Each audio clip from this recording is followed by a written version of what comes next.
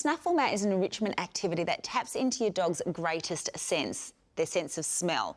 And of course, when a dog is using their nose, it's actually releasing endorphins and it's getting their bodies and their brains moving. So it's a great all-round tool. Now, the good thing about a snuffle mat is really easy to use and it's good for dogs even if they're not into interactive toys. To start off, if you've got a puppy or a dog that's not used one before, you would just place the treats, little broken up treats here are good. We don't want to overfeed our dog with treats. And we just place them on the top of the mat.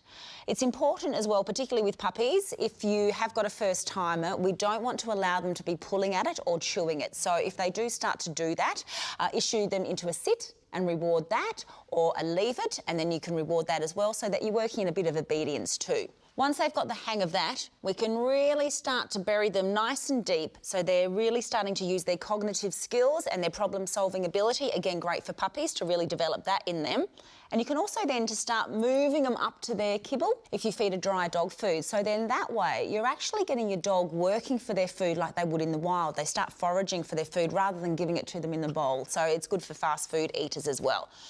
We want to take it away after a few times so that we don't allow the dog to get bored and start chewing it as well. As I said, it is really good way just to get their brains and bodies moving. Did you know, in fact, that 15 minutes on a snuffle mat is the same as taking your dog for an hour walk, burning off all those calories? So not only is it a great mental game, it's also really good for their bodies.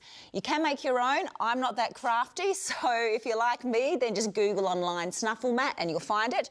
But if you are feeling crafty, it's simply a rubber mat. It's got some fleece, put through the middle, tied in a knot, and voila, you've got your own snuffle mat. So give it a try, particularly if your dog really loves using their nose. It's a great exercise for both of you.